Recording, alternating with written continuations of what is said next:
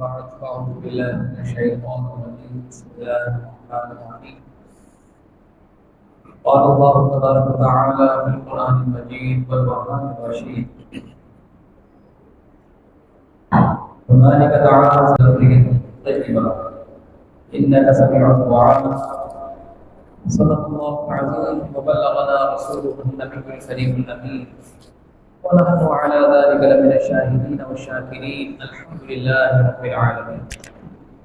حمد و ثنا کے بعد میرے انتہائی بات میں احترام حاضرین و سامعین کرام السلام علیکم ورحمۃ اللہ وبرکاتہ. اللہ تعالیٰ کا بے پناہ احسان ہے کہ اللہ تعالیٰ نے اپنی دی ہوئی توفیق سے ہمیں اپنی بارگاہ میں سجدہ ریز ہونے کی توفیق عطا فرمائی. اللہ تعالیٰ کی بارگاہ میں دعا ہے کہ اللہ تعالیٰ ہمارا سجدہ کرنا، قیام کرنا، رکوع کرنا اپنی بارگاہ میں قبول فرمائے اور اسی طرح اپنی جناب میں سجدے کرنے کی ہمیں توفیق عطا فرمائے. حاضرین کرام، یہ سلسلہ وار درس قرآن جو امتیاز جیسے گرمی شن اقبال میں ہوتا ہے اور یہ سال سے جاری ہے. اس کا مقصد قرآن کو سمجھنا، قرآن کو جاننا اور اللہ تعالیٰ قرآن میں کیا ارشاد فرما رہا ہے اس کے متعلق سمجھنا ہے اور اس کی تعلیم کو عام کرنا ہے. جو لوگ نماز پڑھ کر فارغ ہو چکے ہیں، مختصر سطر سے قرآن ہے 10 سے 15 منٹ چلے گا. تمام حاضرین سے درخواست ہے کہ آ جائیں 10 سے 15 منٹ انشاءاللہ درس قرآن سنتے ہیں کہ اللہ تعالیٰ قرآن میں کیا ارشاد فرما رہا ہے. میں نے آپ کے سامنے سورہ آل عمران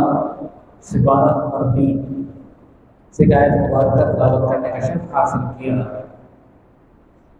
کہ جس میں اللہ تعالیٰ یہ ارشاد فرما رہا ہے کہ ہنالک دعا زکریا ربہ. ہنالک وہیں اسی جگہ دعا دعا کی زکریا علیہ السلام نے ربہ اپنے رب سے. کیا دعا کی؟ دعا کے الفاظ میں آگے اسی آیت کریمہ میں اللہ تعالیٰ ارشاد فرما رہا ہے کہ حضرت زکریا علیہ السلام نے جو اپنے رب سے دعا کی اسی مقام پر کھڑے ہو کر وہ یہ تھی اور کہنے لگے رب ہب لی من لدنک ذریۃ طیبہ کہ اے میرے رب مجھے عطا فرما من لدنک ایک لڑکا ذریۃ طیبہ جو پاک دامن ہو، جو سچا ہو، جو برگزیدہ ہو، جو تیری بارگاہ میں مقبول ہو، ایسا لڑکا عطا فرما. انک سمیع الدعاء، بے شک تو دعا قبول فرمانے والا ہے. یہ دعا حضرت زکریا علیہ السلام نے دعا کی کس سے؟ اپنے رب سے. ہنالک اسی مقام پر کھڑے ہو. اب یہ مقام کون سا ہے؟ اس کا پس منظر پچھلے ہفتے جو آیت کریمہ ہم نے آپ کے سامنے تلاوت کی تھی اس میں آ رہا ہے کہ جب حضرت مریم علیہ السلام کی والدہ محترمہ جن کا نام حنا تھا اور آپ کے والد حضرت مریم علیہ السلام کے والد جن کا نام عمران تھا، یہ تو عمران رب انی نذرت کہ جب انہوں نے اپنے رب سے یہ دعا کی اور منت مانی کہ اے میرے رب تو مجھے ایک لڑکا عطا فرما، اور میں نظر مانتی ہوں، منت مانتی ہوں کہ جب تو لڑکا عطا فرمائے گا تو میں اس لڑکے کو تیری راہ میں وقف کر دوں گی. کہ جیسے بہت سی چیزیں ہم آج کل کے دور میں بھی مساجد میں یا مدرسے میں کچھ چیزیں لاتے ہیں اور رکھ دیتے ہیں کہ ہمیں یہ چیز ہے، یہ مسجد کے لیے وقف کر دی، یعنی کرسیاں وقف کر دی گئیں، ڈیکسیں وقف کر دی گئی، اسی طرح ٹوپیاں وقف کر دی گئی، اسی طرح اور بہت سی چیزیں ہیں، پنکھے وقف کر دیے جاتے ہیں، لائٹیں وقف کر دی جاتی ہیں، بہت سی چیزیں وقف کر دی جاتی ہیں. تو پچھلے دور میں یہ لوگوں کا ایک طریقہ تھا کہ وہ اپنی اولاد کو، سب کو نہیں، جن کو وہ زیادہ کرتے تھے وہ اللہ کی راہ میں وقف کر دیا کرتے تھے. تو بیت المقدس ایسا مقام تھا کہ جہاں پر تقریباً کوئی 25 سے 27 ہزار وہاں پر خدام تھے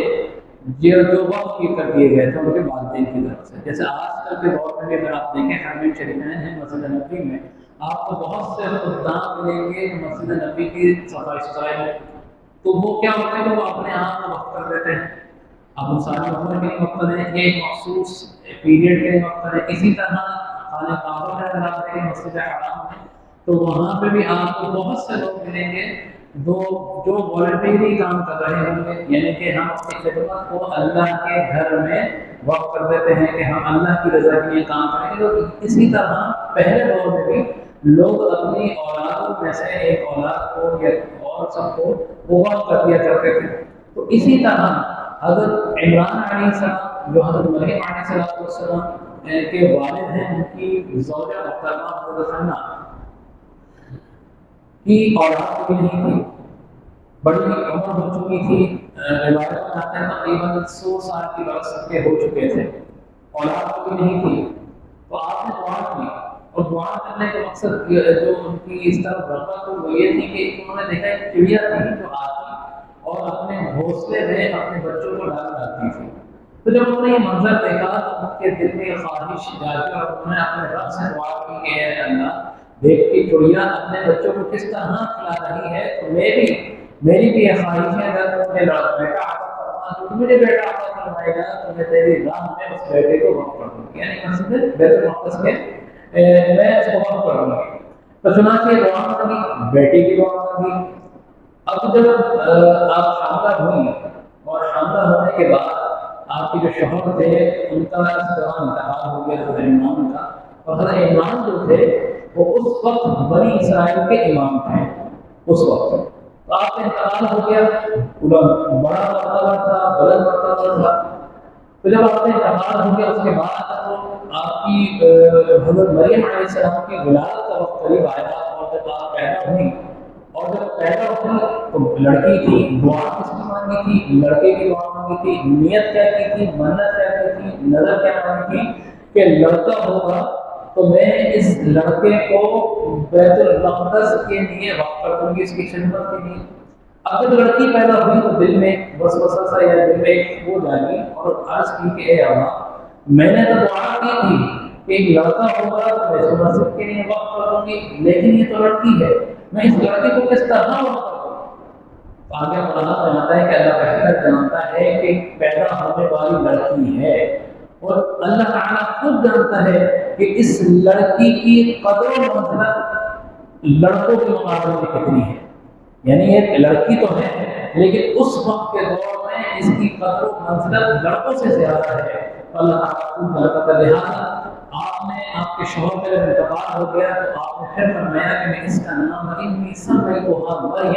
کہ میں اس کا نام مریم رکھتی ہوں کیونکہ میرے شوہر کو کوئی ہے نہیں. اب اس کا نام ہے خود سے مریم. مریم کا معنی ہے عبادت گزار، عبادت گزار کے عابدہ کا معنی ہوتا ہے. تو اس کا نام میں مریم رکھتی ہوں، تو لہٰذا آپ نے نام مریم رکھا. اب چونکہ حضرت عمران اس وقت کے بنی اسرائیل کے امام تھے اور آپ کی یہ نظر بھی تھی، یہ منت بھی تھی کہ میں آپ کو بیت المقدس میں وقف کروں گی. اب لڑکیاں ہوتی نہیں تھیں، اب کفالت کا مسئلہ تھا کہ وہاں کے جو جتنے صالحین تھے جو ان کے اوپر سردار تھے بیت المقدس کے، تو ان کے کفالت کے اندر دیا کرتے تھے. اب حضرت زکریا علیہ السلام جو حضرت مریم کے رشتے میں خالو بھی ہیں، حضرت حنہ اور آپ کی زوجہ عیشہ، یہ دونوں آپس میں سگی بہنیں ہیں. تو حضرت مریم کی خالہ کے شوہر تھے، اس لیے خالو تھے. اب وہ اس وقت بیت المقدس کے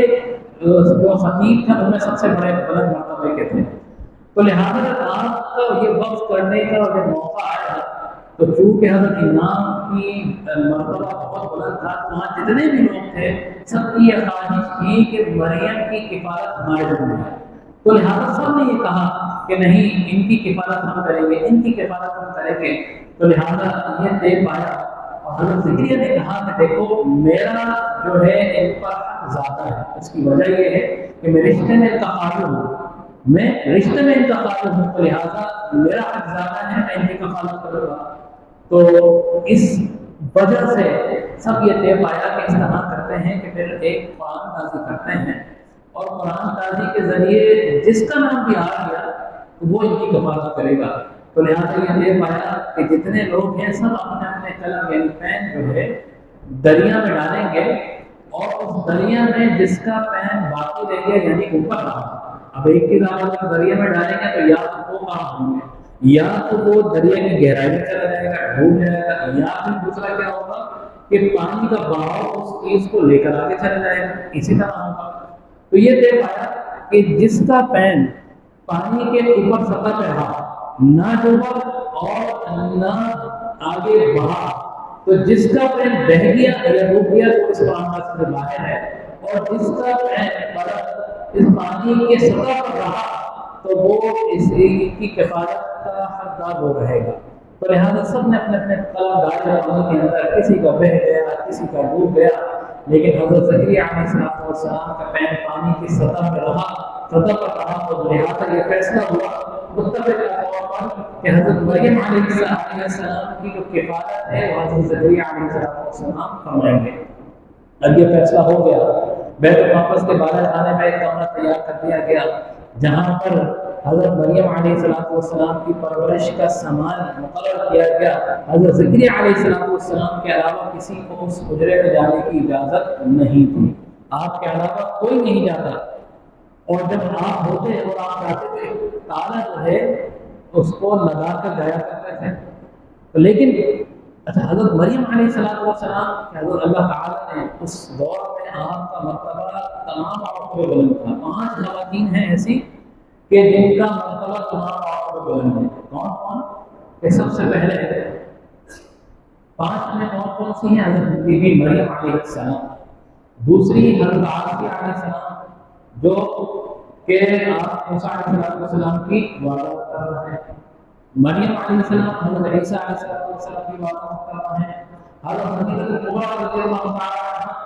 جو حضرت حضور علیہ السلام کی زوجہ محترمہ ہیں،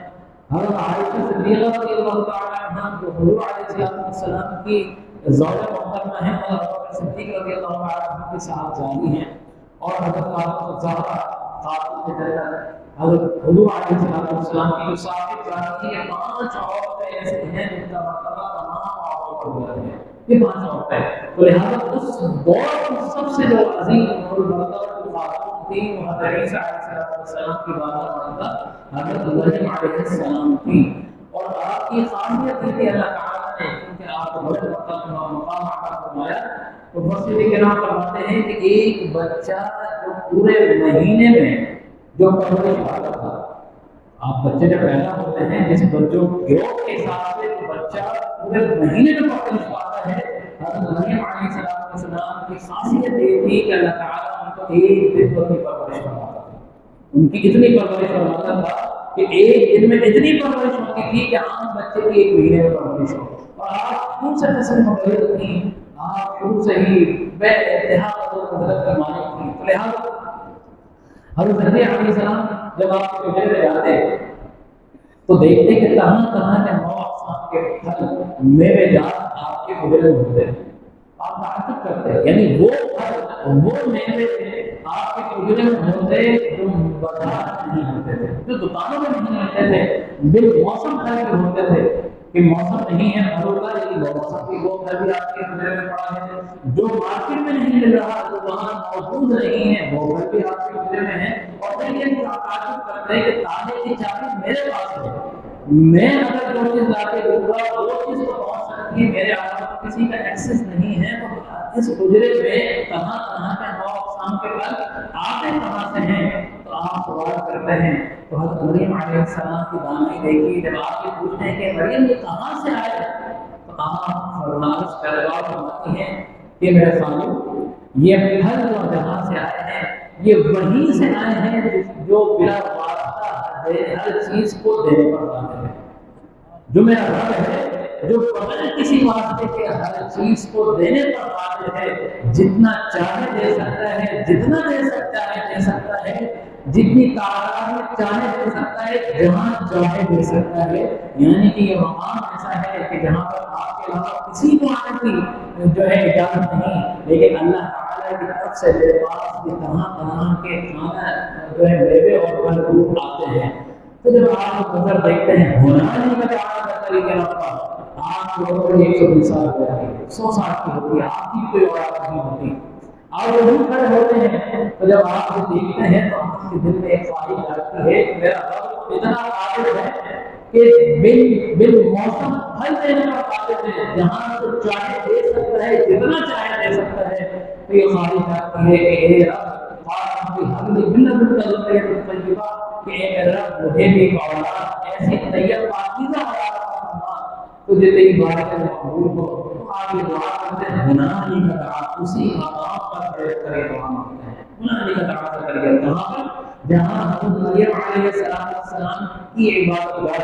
جو حضرت مریم علیہ السلام کا حجرہ ہے، جہاں پر حضرت مریم علیہ السلام رہتی ہیں، جہاں پر حضرت مریم علیہ السلام کے بعد اللہ تعالیٰ آسمان سے تمام طرح کے انواع اقسام کے پھل اور میوے جات اللہ تعالیٰ عطا فرما رہا ہے، تو آپ منظر وہاں کھڑے ہو کر دیکھتے ہیں تو ہونا نہیں کا دعا کریے، اسی مقام پر کھڑے ہو کر اللہ تعالیٰ کے بارے میں دعا کرتے ہیں کہ اے رب مجھے بھی ایک اولاد عطا فرما، چونکہ کہ عمر اتنی ہو چکی تھی،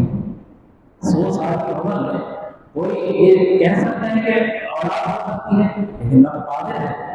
رب قادر ہے۔ آپ دعا کرتے ہیں اللہ تعالیٰ فنادت الملائکۃ وهو قائم يصلي في المحراب، اور ایک فرشتے ندا دیتے ہیں، اللہ تعالیٰ آپ وہی قریب وہی قیام کرتے ہیں، نماز کی حالت میں ہوتے ہیں، حضرت جبریل علیہ السلام تشریف فرما ہوتے ہیں، ندا دیتے ہیں کہ اللہ تعالیٰ نے تمہاری دعا قبول فرما لی اور تمہیں ایک ایسا بیٹا عطا فرما دیا جس کا نام یحییٰ ہوگا، جس کا نام یحییٰ ہوگا، اور وہ تصدیق کرنے والا ہوگا اللہ کی نشانیوں کی، اللہ کے کلمے کی، یعنی حضرت عیسیٰ علیہ السلام کی تشریف آوری کا وقت آ رہا ہے، اور اللہ تعالیٰ ان کی صداقت کے اسباب پہلے مقرر فرما رہا ہے۔ آپ نے فرمایا کہ میں ایسا بیٹا عطا فرماؤں گا کہ جس کا نام یحییٰ ہوگا، معلوم یہ ہوا کہ یحییٰ علیہ السلام بیٹا بھی عطا فرما دیا، اور بیٹے کے ساتھ ساتھ اس کا نام بھی اللہ تعالیٰ نے آسمان سے عطا فرما دیا کہ وہ بیٹا ہوگا تو جس کا نام یحییٰ ہوگا۔ یحییٰ علیہ السلام حضرت زکریا علیہ السلام کے ساتھ جاتے ہیں، اور رشتے میں آپ حضرت مریم علیہ السلام کے خالہ کا بھائی لگے، اور اس طرح حضرت مریم علیہ السلام کی پرورش بیت المقدس میں ہوئی، جن کی کفالت حضرت زکریا علیہ السلام نے کی، اور پھر اللہ تعالیٰ نے حضرت مریم علیہ السلام کو بلا کسی واسطے سے حضرت عیسیٰ علیہ السلام کا تحفہ عطا فرمایا، یعنی کہ آپ کی شادی نہیں ہوئی تھی، آپ کو کسی غیر مرد نے چھوڑ نہیں تھا، لیکن آپ اللہ تعالیٰ نے بیٹا عطا فرمایا کہ جس کا نام عیسیٰ تھا، جو کلمۃ اللہ یعنی اللہ کی نشانی تھی۔ کلمۃ اللہ حضرت عیسیٰ علیہ السلام، کیوں کہ اللہ کی نشانی ہے، اللہ چاہے تو حضرت آدم علیہ السلام کو اللہ نے تخلیق فرمایا، نہ باپ سے نہ بیٹے سے پیدا کیا، حضرت حوا علیہ السلام کو آپ کی ہستی سے پیدا فرمایا، یعنی آپ اگر کسی واسطے سے لیکن آپ کی ہستی سے پیدا ہو۔ اسی طرح اللہ کو بہت سے لوگوں کے ذہنوں میں یہ سوال ہوتا ہے کہ کس طرح، کیونکہ دنیا کا ایک دستور ہے، ایک قانون ہے کہ ماں باپ یعنی کہ بیٹا اولاد ہوگی تو ماں باپ کے نام سے ہوگا، لیکن اللہ تعالیٰ چاہے تو بغیر باپ کے بھی پیدا فرما دیتا ہے۔ اسی لیے حضرت عیسیٰ علیہ السلام کلمۃ اللہ کی نشانی ہے۔ حضرت عیسیٰ علیہ السلام پیدا ہوئے، اور پھر حضرت مریم علیہ السلام کی پادشاہی ثابت ہوئی، اور قرآن جائیے یہ ذکر کہاں ہے؟ قرآن مجید میں ہے، قرآن مجید میں ہے۔ اور آج آخر میں اختتام پر میں آپ سے یہ کہنا چاہتا ہوں کہ یہاں پر بہت مقامات میں ملتے ہیں۔ پہلا کیا کہ دیکھیں، نماز پڑھنا اللہ تعالیٰ کے بارے میں مقبول ہے، ثواب ہوتا ہے، گھر میں نماز پڑھیں اس کا ثواب ہے، لیکن بعد نماز پڑھیں اس کا ثواب زیادہ ہے۔ کہیں بھی مسجد میں نماز پڑھیں گے اللہ تعالیٰ نماز پڑھیں گے اللہ تعالیٰ کا ثواب عطا فرمائے گا، لیکن وہی نماز اگر ہم مسجد نبوی میں جا کے پڑھیں گے تو اس نماز کا 50,000 نمازوں کے بعد سے بڑا ہوگا۔ وہی نماز اگر ہم بیت اللہ شریف میں مسجد حرام میں پڑھیں گے تو اس کا اجر کتنا ہوگا؟ 1,00,000 نمازوں کے بعد۔ نماز وہی ہے، یہ بھی اللہ تعالیٰ نے کہ وہ مقام کی فضیلت ہے، مسجد نبوی کی فضیلت ہے، اسی طرح بیت المقدس مسجد اقصی کی فضیلت ہے، اسی طرح کعبۃ اللہ کی فضیلت ہے، کہ الگ الگ معلوم یہ ہو کہ مقام کی فضیلت بھی۔ اسی طرح ہم قربانی کرتے ہیں، قربانی گوشت دینے جا رہے ہیں، میں جانور ہیں اللہ کے نام پر ذبح کیے گئے، اللہ کے نام پر ذبح کیے گئے، ایک جانور آپ اللہ کے نام پر ذبح کر رہے ہیں اس کا اجر الگ ہے، لیکن وہی جانور آپ بقرعید کے دن اللہ کے نام پر اللہ کے نام پر ذبح کر رہے ہیں تو اس کا اجر الگ ہے۔ تو معلوم یہ ہوا مقام کا بھی اجر ہے اور وقت کی بھی فضیلت ہے۔ تو اسی طرح ہنار کا تعالیٰ کرے گا کہ اللہ تعالیٰ کے حضرت زکریا علیہ السلام نے اسی مقام پر جہاں پر حضرت مریم علیہ السلام کی قیام کا ہے اس مقام پر کھڑے ہو کر دعا مانگی، اللہ تعالیٰ نے قبول فرمایا۔ معلوم یہ ہوا جہاں پر اللہ تعالیٰ کے مرضی کا بندے ہیں، جہاں جہاں پر ان کی نشانیاں ہیں، اس مقام پر کھڑے ہو کر دعا مانگنا بھی اللہ تعالیٰ کے لیے مقبول ہے کہ آپ وہاں کھڑے ہو کر دعا مانگیں، اللہ تعالیٰ کو مقبول فرماتا ہے۔ اور جب بھی دعا مانگے اپنے بچوں کی اولاد کو اس طرح دعا مانگے کہ اے اللہ مجھے اولاد عطا فرما، طیب عطا فرما، ایسی عطا فرما کہ جو میں تیری راہ میں اس کو وقف کر سکوں، جس کو میں دین کی خدمت کے لیے وقف کر سکوں، جس کو میں دین کی تعلیم سے آراستہ کر سکوں۔ دعا مانگے اس طرح دعا مانگے، کیونکہ اولاد اللہ نے عطا فرمائی، لیکن آپ کی نیت اگر اس طرح ہوگی تو آپ کی نیت کا بھی ثواب ہوگا، پھر آپ اس کی پرورش کریں گے تو آپ کو گوہرا کا ثواب ملے گا۔ اس طرح دعا مانگے اور پھر عاشق ہیں۔ بس یہ کہ اللہ تعالیٰ نے قرآن مجید میں ارشاد فرمایا، اور یہ اس کی فضیلت بیان ہو رہی ہے حضرت یحییٰ علیہ السلام کی، حضرت مریم علیہ السلام کی، حضرت عیسیٰ علیہ السلام کی۔ تو آج جہاں جہاں حضور علیہ السلام کی ذات اقدس کے متعلق گستاخیاں کی جاتی ہیں، یہود و نصارہ سے کوئی بھی گستاخی کرتا ہے تو ان کو تو یہ سوچنا چاہیے کہ جو قرآن جن کی پاسائی تمہارے نبیوں کی پاسائی جو قرآن میں اللہ تعالیٰ بیان کروا رہا ہے، حضور علیہ السلام نے زمانے حضرت سے پاسائی بیان کروا رہا ہے کہ تمہارے نبیوں کی تصدیق کر رہا ہے، تو کس طرح اس نبی کی شان میں گستاخی کرتے ہیں، کس طرح وہ نبی کی شان میں بے ادبی کرتے ہوئے سوچنا چاہیے۔ اور اس حال میں یہ ہے کہ آج کل کے دور میں ایسے لوگ جو ہے مبلغ بن گئے ہیں، ایسے لوگ جن کو معلوم نہیں ہے، جو ہمارے دین کو صحیح طور پر فارورڈ نہیں کر رہا ہے، دین کی تبلیغ صحیح طور پر صحیح انداز میں نہیں کر رہا ہے۔ اللہ تعالیٰ سے دعا ہے کہ اللہ تعالیٰ ہمیں صحیح معنوں میں دین کی تبلیغ کرنے کا جذبہ بھی عطا فرمائے اور دین کی تبلیغ کرنے کی صلاحیت بھی عطا فرمائے، اور حضور علیہ السلام کی پکی سچی غلامی بھی عطا فرمائے، اور ہمیں دین کی خدمت کرنے کی توفیق عطا فرمائے۔ آمین بسم اللہ الرحمن الرحیم۔ اللهم صل على سيدنا مولانا محمد وعلى آل سيدنا مولانا محمد وبارك وسلم۔ اللهم ربنا آتنا في الدنيا حسنة وفي الآخرة حسنة وقنا عذاب النار، وقنا عذاب القبر، وقنا عذاب الحشر، وقنا عذاب يوم الميزان۔ إن الله وملائكته يصلون على النبي يا أيها الذين آمنوا صلوا عليه وسلموا تسليما۔ اللهم صل على سيدنا مولانا محمد وعلى آل سيدنا مولانا محمد وبارك وسلم۔ سبحان ربك رب العزة عما يصفون وسلام على المرسلين والحمد لله رب العالمين۔